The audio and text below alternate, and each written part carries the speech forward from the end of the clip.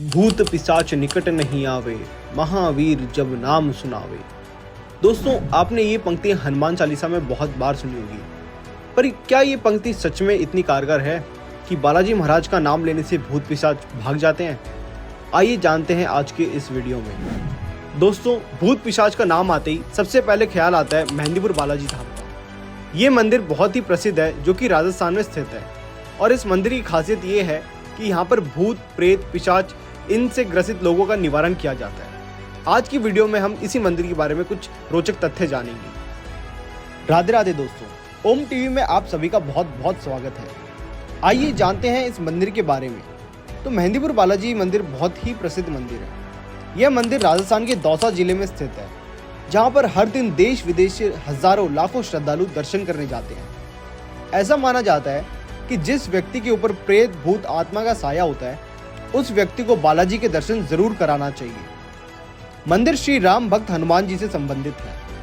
क्योंकि हनुमान जी ने बहुत सी लीलाएं अपने बाल रूप में की हैं, इसलिए कुछ स्थानों पर इन्हें बालाजी के नाम से भी जाना जाता है। श्री हनुमान जी महाराज यहाँ पे बाल रूप में विराजमान है।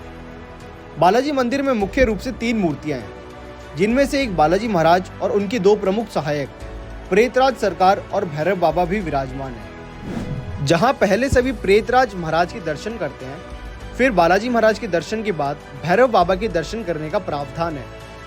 भैरव बाबा को कोतवाल कप्तान भी कहा जाता है। यहाँ आने वाले भक्तों को बालाजी को लड्डू, प्रेतराज सरकार को चावल और कोतवाल कप्तान को उड़द का प्रसाद चढ़ाना होता है। आपकी जानकारी के लिए बता दें कि मंदिर में स्थापित मेहंदीपुर बालाजी की बाईं छाती में एक छोटा सा छेद है, जिससे लगातार जल निकलता है।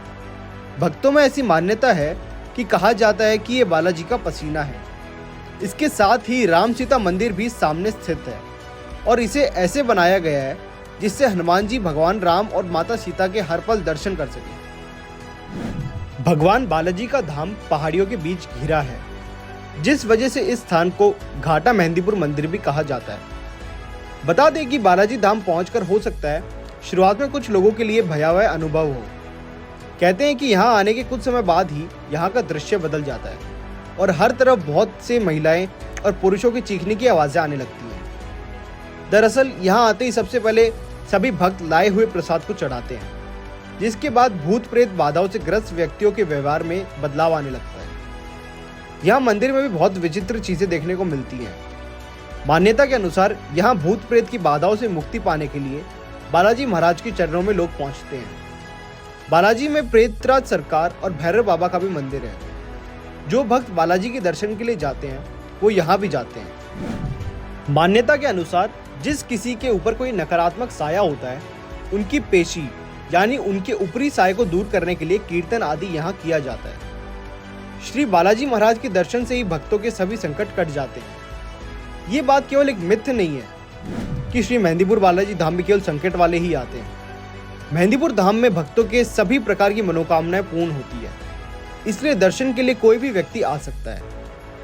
2 पहाड़ियों के बीच बसे इस मंदिर में बालाजी के दर्शन करने तक ही नहीं, दर्शन के बाद भी 41 दिनों तक कुछ नियमों का पालन करना होता है। यहाँ आने से पहले आपको मंदिर में प्रभु के दर्शन से लेकर प्रसाद और आरती तक के नियम हैं, जिनका पालन बालाजी आए हुए भक्तों को करना पड़ता है। ऐसा माना जाता है कि नियमों की अनदेखी करने से भक्तों पर संकट और मुसीबत फिर से आ सकती है। यहाँ उपस्थित 3 देवताओं में से बालाजी महाराज के भोग के लिए लड्डुओं का प्रसाद लगता है।